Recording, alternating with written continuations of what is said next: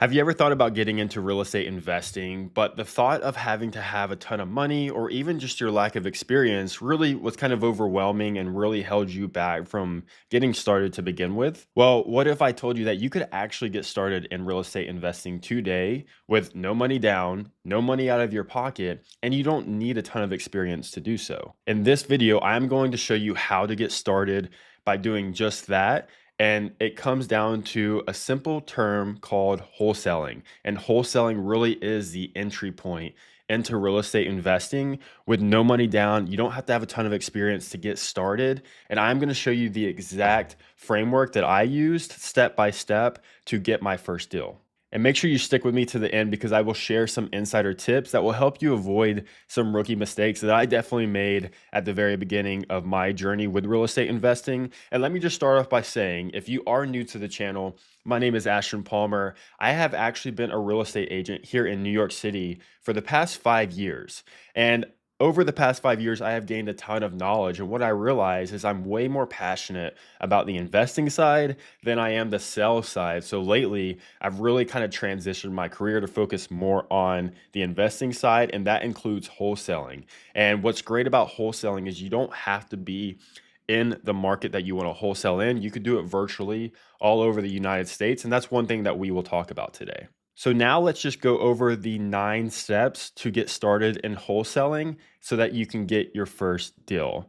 Okay, so first things first, we have to pick the market that we want to work in. So number one is to pick your market.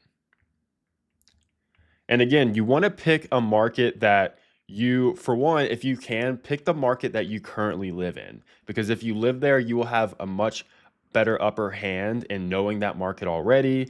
You can go to real estate meetups, you can meet with investors, and you can meet with buyers and other wholesalers, this and that.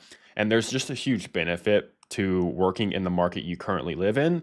Now, if you live in a market that maybe there's not a ton of activity, maybe it's a small town, then it might be better to pick a market and virtually wholesale. For instance, me, I live in New York City. It is a big place. However, it's very hard to wholesale in the city just because of the intricacies of transactions here. So I have picked Florida as my market to wholesale in. So again, you can either pick your local market or choose a virtual one. Now, when you're choosing a virtual one thing to really keep in mind is to determine if you already have some sort of ties to that market. For instance, I grew up and I was born and raised in Florida. So I know a lot of people in Florida. I know that landscape well. I know that market a little bit already. And my whole family, for instance, and a lot of my friends, they live in Tampa. So I have chosen Tampa as my market to wholesale in. And also, the reason I have chosen Tampa, and this is something to keep in mind, is when I think about my investing career later on down the road, I want to build a portfolio in Tampa. So I want to start wholesaling in Tampa to help me gain market knowledge, to build relationships there so that as I build a portfolio and as I learn and grow in my investing career, I will have built a solid foundation. So that's why it's important to, if you are picking a virtual market, pick one in which you are planning to be for a long time. Pick one in which you have ties to. It's just going to help you later on down the road. So the bottom line is you got to pick a market. So either choose the local market you currently live in, which is definitely in your case, if you're in a good market already, I would definitely choose that. And if you're going to choose a virtual one, just choose one that you already have ties to. Like, for instance, I wouldn't probably pick Colorado as my virtual market, maybe like Denver. I have no ties to Denver. So it just wouldn't make sense for me, right? And I don't plan on going to Denver that often, but I have family in Tampa, so I will be traveling to Tampa quite often. And so that's the whole thing there. All right, now step number 2. This is one that I'm about to tell you that actually a lot of people will skip. They will skip this step and go directly to trying to find deals. But I'm telling you right now that this is super important to get this step down first because it's really going to set up and lay the foundation for you to find deals to begin with. But step number 2 is 5 cash buyers. Now, when you think about cash buyers, these cash buyers are going to be fix and flippers. They're people who maybe buy and hold rentals, right?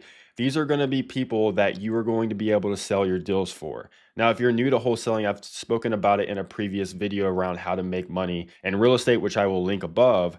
However, when you're wholesaling, you're basically trying to find a house, probably, let's say, a distressed house, and you're trying to get a really good deal on it, and then you're going to sign the contract, and then you're going to assign that contract to your end buyer, to your cash buyer that you have a relationship with already. Think of these cash buyers as your partners, right? So when you're calling around trying to find a deal, you already have cash buyers in your back pocket. You already have partners in mind that you can work with. And when you assign your contract to the cash buyer, then that's when you get your assignment fee, your wholesale fee. So again, at the very beginning though, you want to find 5 cash buyers and get an understanding of, what are they looking for? What kind of price range do they like to stick to? Because here's the thing, a lot of people at first think, well, why would a fix and flipper pay me to bring them a deal? Well, when you think about a fix and flipper, what are they doing all day? They are going and managing their projects. They might have a full-time job elsewhere. They are trying to keep up with their contractors, this and that. So what don't they have time to do? They don't have time to go and find deals. That's where they need you. You bring so much value to them. You are literally the one bringing them deals where they can make money. So you are bringing a lot of value to the table, and that's what you need to approach this as, and remember the value that you do bring to them. So when you are reaching out to them, the goal is just to build a relationship with them, understand what they're looking for, and try to find those kind of deals for them. Now, if you need help finding cash buyers for any deals that you may end up finding, I can definitely help you, especially if it's in the Tampa or Florida area. I know a lot of cash buyers in that market. And I would love for you to join my Haven community, which I will show you towards at the end, where I actually go on live Zoom calls and we call around and try to find cash buyers, and you can hear kind of what those conversations look like. But that is step number 2, is making sure you can find 5 cash, let me put an S there, 5 cash buyers. Now listen, not all cash buyers are going to want to work with you, but you also shouldn't want to work with every single cash buyer either. So just keep that in mind. You want to find a few good cash buyers that you can always count on, that they're going to be doing multiple flips in the next year. So once you find those 5 cash buyers, we can then move on to the next step. All right, so step number 3 is how to find deals. All right, so now you have your 5 cash buyers. You've chosen the buyers you want to work with. You understand what they're looking for, kind of the kind of houses they're looking for, and what neighborhoods, so on and so forth. So now it's time to actually start going to look for those kinds of properties. Now, how do we find deals? Well, the first way is to find them through real estate agents, which would be direct to agent. And these agents may have on-market properties or they may have off-market properties, but that's one way, is going direct to agent. The other way you can find deals is going direct to seller.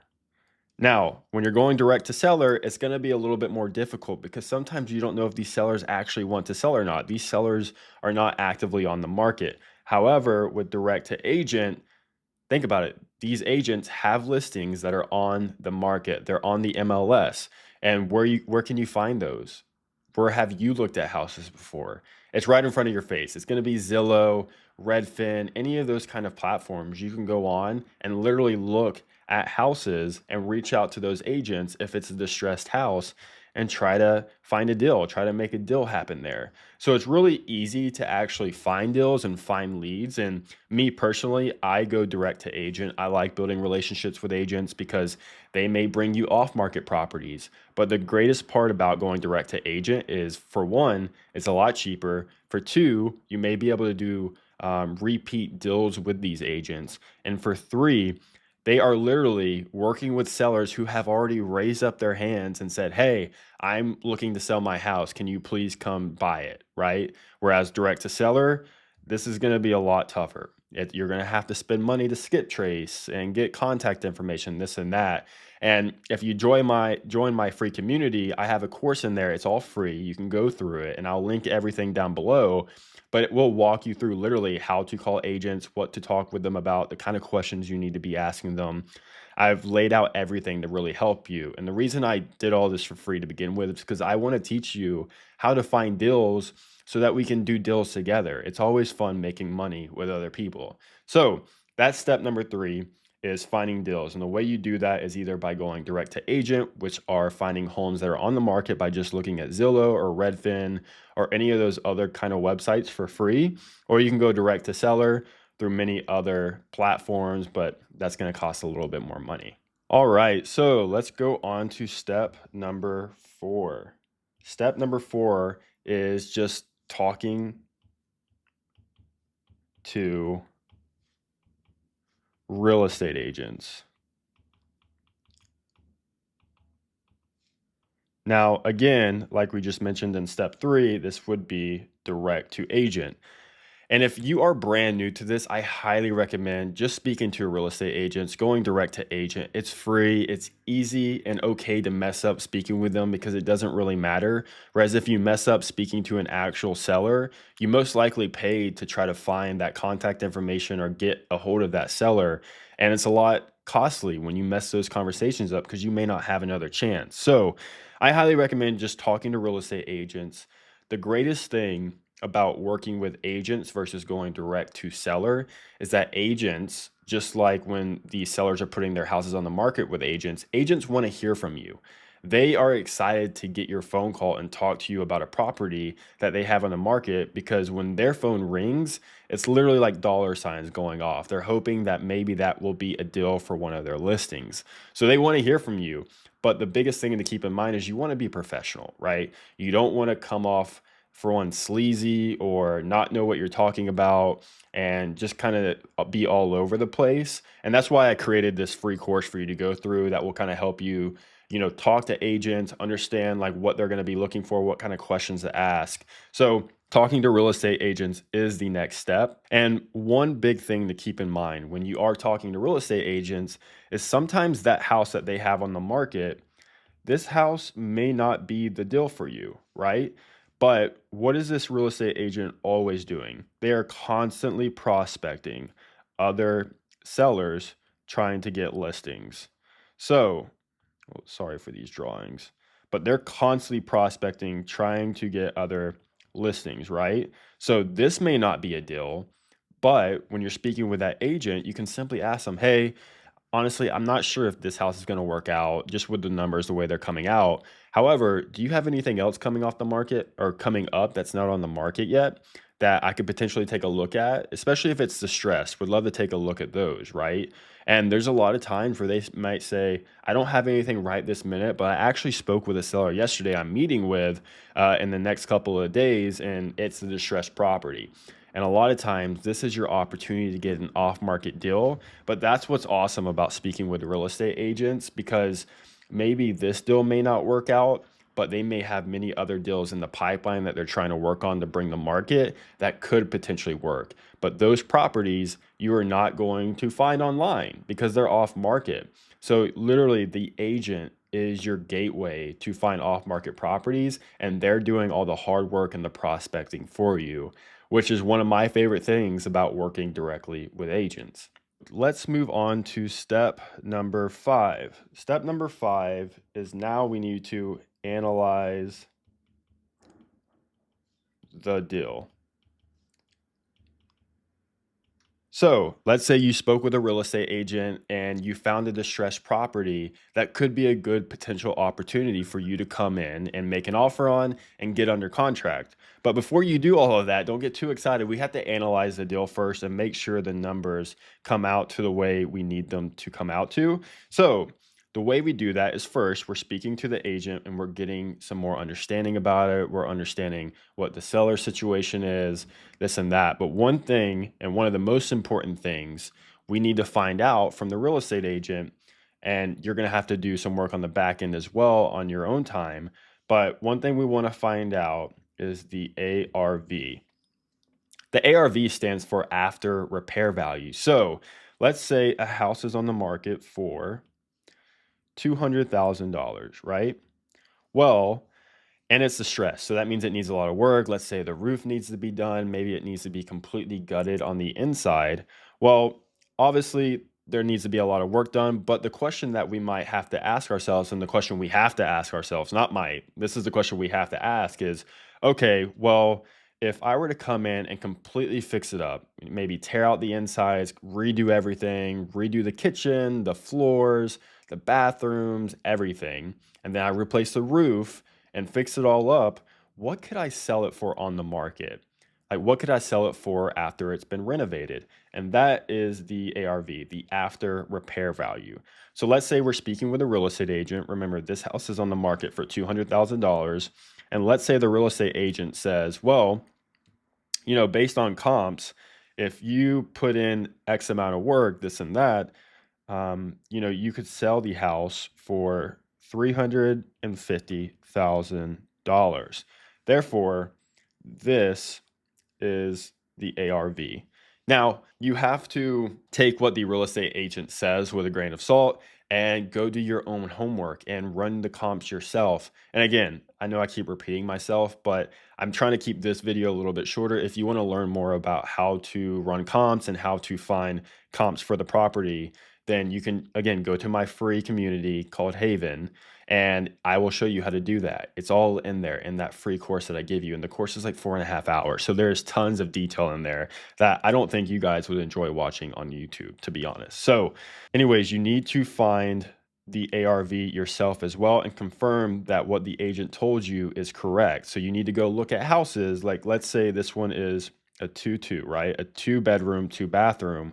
We're going to want to go look at houses in that same neighborhood that have been renovated, that are in really good condition, and make sure that those 2-2 houses are coming out to around $350,000. Because if that's the case, then that's what the after repair value is. So once we find the after repair value, we need to figure out what do the costs come out to? What do all the repair costs come out to? So that's another thing we need to figure out when we are analyzing the deal is the repair cost.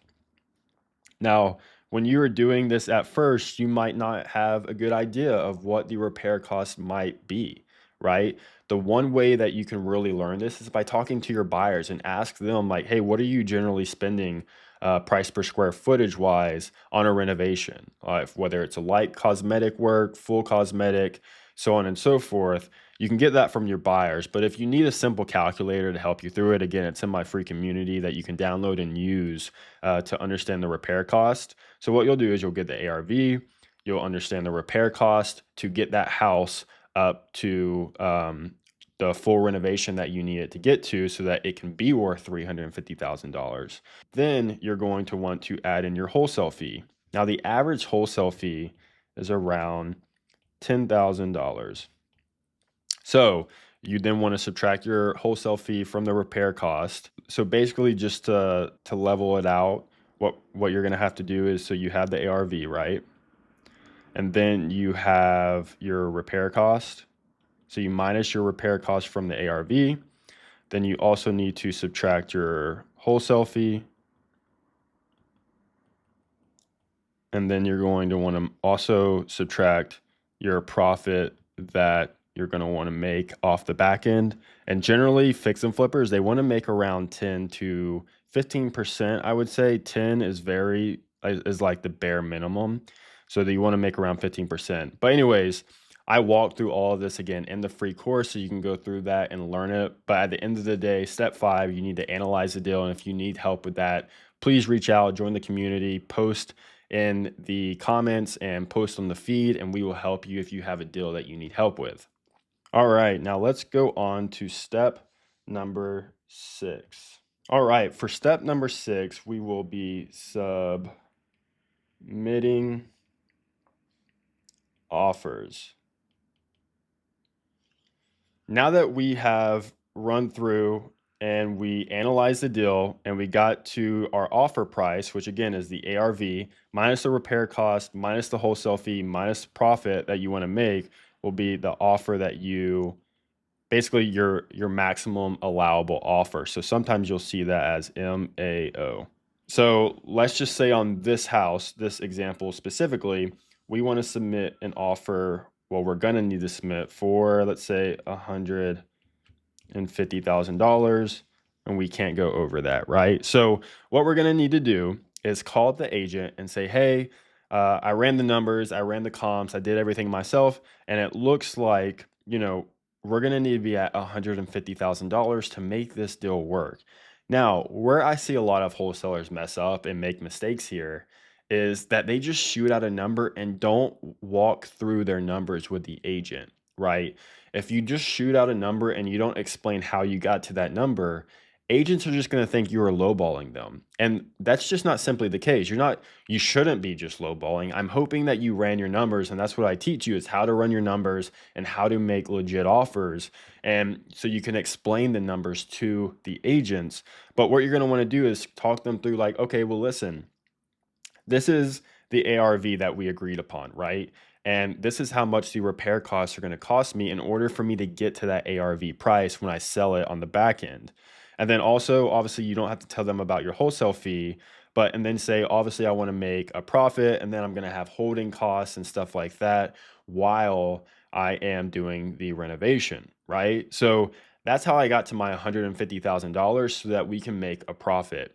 Now, if you just walk them through your offer and how you got to the number you got to, then they're going to understand where you're coming from and understand that, okay, he's not just lowballing, he's literally just giving us an offer, black and white, and why he is at that number. And that is the biggest thing there. Now, the owner may not accept that, at least not right away. But this is when it comes down to building a relationship with that agent and following up with them every now and then if the house is still on the market, because days on market will beat up the seller over time, especially if they have to sell. But that goes back to, if we move up to talking to the real estate agent in this first conversation, if you did it right, then you understood and got information out of that real estate agent as to why the seller is selling to begin with, to try and understand their motivations. And that's when you're making the offer, you're able to hit on that.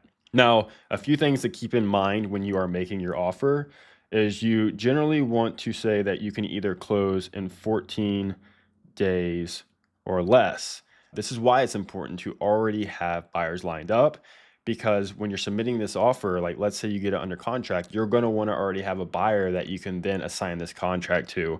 But let's not get ahead of ourselves. So keep in mind, we want to just make sure we can close in 14 days or sooner. But before you say this, make sure this is something that your buyers can do. Another thing you want to make sure that you include in your offer is a 7-day inspection period. Now, what's important about the 7-day inspection period is during this inspection period, this is when you have your opportunity to find your buyer and assign the contract to that buyer, right? Now, the important thing about an inspection period is that during that inspection period, let's say you get to day 6 after the contract signed and you haven't been able to find a buyer yet, which if you already found buyers before going down this process, then hopefully you don't have this issue. Now you see why I say it's important to find buyers first before you start looking for deals. But let's say worst case scenario, you can't find a buyer, right?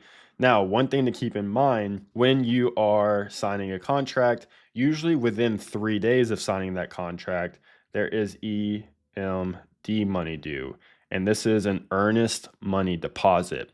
Now, with an earnest money deposit, it can be $500, $1,000, or sometimes even 1% of the purchase price. So, with that being said, this is usually due within 3 days of contract signing. So, this has to be turned in, and it basically just validates that this is a legit contract, that you're actually going to be trying to move forward with it. Now, if you have to back out of the contract though, because you can't find an end buyer, for instance, a cash buyer who's going to come in and fix and flip it, that's when you're going to want to make sure you back out within these 7 days, because if that's the case, you will get this EMD back. Now, let's say I know I mentioned at the very beginning that you can get into this with no money, and now you're like, well, Ashton, now I'm going to have EMD if I want to, get into contract with something. Well, one, if you already have buyers lined up, you can simply get EMD money from them because it's there. You already know that you're going to assign the deal to them, right? So for one, you can get it from your end buyers, or you can use a transactional lender who will let you borrow that money for 30 days or however long it takes for the house to close. And you will just simply pay them a fee for doing so. A lot of times they look for 30 to 40% return. So, like, let's say, you know, you need to borrow $1,000 EMD from a transactional lender. Sorry, let me actually erase this. Transactional lender. So let's say that you need to borrow $1,000 for the EMD for this deal, right? Well, you could come to me. I'm actually a transactional lender myself, and I have a link in my community where you can submit your deal if you need EMD money. I'll just do some due diligence on my end to make sure it's a good deal, but I can be your transactional lender. So I never want to hear you say, I don't have any money, Ashton. I don't have money for EMD. Just come to me. I will help you out. I'll help you get this deal done. But let's say you need $1,000 EMD for your deal. Usually a transactional lender, like I mentioned, will look for 30 to 40% return. So when you close this wholesale deal, you're going to need to then pay the transactional lender, let's say, first off, their $1,000 back, right? And then let's say a 30 or 40% return. Let's go with 40% because that's what generally a lot of them will charge. So you're going to need to pay them back $1,400. Now you might think, well, Ashton, I don't want to pay you $400 for borrowing 1,000. But keep in mind, what did I say earlier about what the average wholesale fee is? The average wholesale fee is around $10,000.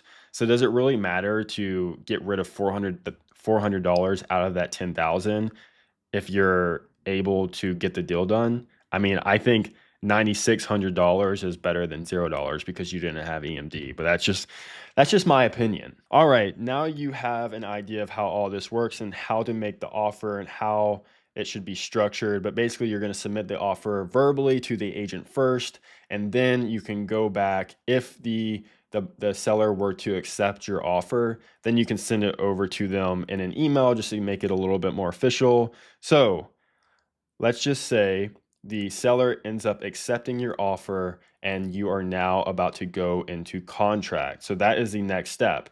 And this is how we start closing deals. So what step are we on? Step number 7 is how to close deals. Now the seller has accepted your offer, right? You're going into contract. So now you have that contract. So here is the contract that you have with the seller, right? So here's the house. And let's say this is you. And this is contract A, right? So what you're going to do, and let's say this is your buyer over here.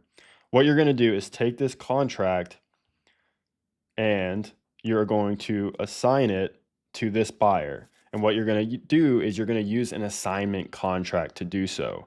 Remember, you're going to do this during your inspection period. So here is another contract, the assignment contract. So this is called AC, and this is contract B. So then you're going to assign this deal to the buyer, and that is basically the process of how to assign the deal. Again, assign deal. Now, one thing to keep in mind is when you're assigning the deal, obviously your buyer, if they haven't seen the house already, they're going to want to go by and see the house. So when you're talking with a real estate agent, just simply tell them, hey, I have one of my capital partners that is boots on the ground and they need to come and take a look at the house, just get some more estimates around everything, this and that. It's actually pretty simple to have your buyers walk through the place, which again, we go over all of this in the community. But this is basically it. You're going to assign this contract, and both the A contract and the B contract will be held with the title company. The title company will handle all the paperwork for you. And again, you will really just simply have to ask your buyer what title company do they like to work with, and that's where everything can be handled. So let's say you then assign the deal to your end buyer, they go through, everything's going fine, and then closing day comes. And when closing day comes, you will see on the HUD statement, which just lists out all the line items for where all the costs and money's flowing and everything else when it comes to the transaction of the house. On there will be a wholesale fee and your wholesale fee amount. Now, I think what we forgot to mention is, let's say you got this house under contract. Remember, if we're going back to this example, let's say they accepted the offer of $150,000. So you got the house under contract for $150,000. And that's this contract, the A contract. And then for the B contract, you sold it to this fix and flipper for $160,000. So that gap there is 10,000. So with the title company, they will see a wholesale fee, or it is also written out as an assignment fee of $10,000. So when this house closes and when everything closes, the title company will then wire you $10,000, and that is your payday. So that is how simply the wholesaling game works. And I know this is without any hiccups, obviously, just walking you guys through it. I just wanted to show you a step by step of kind of what it looks like, but this is simply it. So now you might be asking, okay, Ashton, you said 9 steps, and I actually lied. There is actually 8 steps. There is kind of a 9th step, but it's kind of a little bonus for me. But step number 8 is just to repeat that process. This is how you make money, is by doing a couple of these a month. Imagine if you did 2 of these a month. That's an extra 20 grand a month. And you don't have to do this full time. You can just put in a few hours a day if that's all you can do. At the end of the day, you can either make this a full-time business for yourself, or you can just make something where you just make a little bit of money on the side and save up for a trip you're wanting to go on or whatever it is. But the best part about this is how you get your foot in the door with real estate investing. You're learning about contracts, you're learning how to analyze deals, you're learning what fix and flippers look like. Maybe you want to be a fix and flipper in the future, right? Well, wholesaling is that gateway to get into the real estate investing world if you don't have any money to start investing today. Now, step 9, this is a bonus step, but it's to join Haven. So again, I created this community on School, which let me actually just pull it up now. You'll log in and you will get access to this all for free, right? You'll come here to, the About page. And again, I have a wholesale masterclass where you can literally walk through. It's 4.5 hours long. And it has step by step. Everything we went over today in this video is step by step, like very detailed, how to speak with agents, how to make offers, how to analyze properties, sharing my screen and showing you like how I'm doing it firsthand. It's super important, especially when you're just getting started. As you can see, I just started this community literally in December. So I'm looking to grow it and I'm looking to connect with you guys. I want to teach you guys how to wholesale and how to get into real estate investing. And I have spent over $10,000 in real estate masterminds and in real estate investment masterminds to learn all of this stuff. And I'm literally giving it away for free because, again, I want to do deals with you guys. That's what's important to me. So what you can do though is come in here, join. The link is in the description of this video. But what's awesome is there's a community where you can come in and you can meet other people that are in the community as well. You can post, you can ask questions. I'll have announcements. If you have a deal that you need a buyer for, you can post that in here. But the biggest part of all of this is the classroom.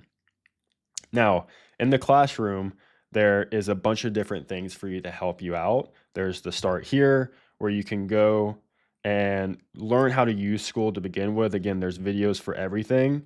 But if you go to the Wholesale Masterclass, this is the whole course right here.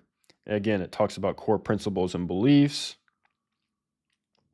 What is wholesaling, the importance of wholesalers in real estate, setting up your wholesale business, the wholesaler's toolbox, wholesale cash versus creative deals. And then I go all the way into, finding deals and motivated sellers. And look, this video is 18 minutes. Well, it's if you speed it up. How to pull your chosen list. I walk through how to find cash buyers, and I share my screen with you and literally walk you through how I am finding cash buyers. I talk about here, this video is like 40 something minutes, 42 minutes long, on literally how to call agents, what to talk with them about. I'm literally giving you scripts and everything to make sure you are doing it correctly. So please go join this. I would love to have you in the community. There's live Zooms as well. That's another cool thing about the community. So if you go here, there's a calendar, and every Monday, at least in the free community that you're in, you can join us, and I am calling agents live trying to find deals. So you can hear firsthand live how I am talking to agents. And then if you want to eventually, there's also the full paid community as well. And if you look at the calendar on here, I am on basically, well, Monday is in the free community, but Tuesday, Wednesday, Thursday, Friday, I am on Zooms live every morning, either calling agents to find deals, we're calling buyers to find buyers. So literally, I can hold your hand and help you and show you firsthand how to do this. So definitely recommend checking out Haven, and definitely recommend you getting into wholesaling if you're wanting to get into real estate investing. So now that you have the blueprint on how to get into wholesaling and how to get started in this business, just take action. That's what it comes down to at the end of the day. You can learn so much information, and knowledge is power. However, you can't actually implement that power if you don't take action. So just take action on all this. Comment down below any questions that you might have. And again, click the link down below to join Haven. I really want to see you in there. I would love for you to be a part of the community that I'm building, and let's all start making some money together, and let's watch each other grow, because that is the best part of this. So if you enjoyed this video, please give it a thumbs up. Make sure you subscribe down below. There's going to be a ton of real estate investing videos coming soon, and it's just going to walk you through a lot of different things. And as I grow in my real estate investing journey, hopefully I am able to share with you what I am learning to help you grow as well. So thank you again for watching this. It means a lot, and hopefully I will see you in Haven soon.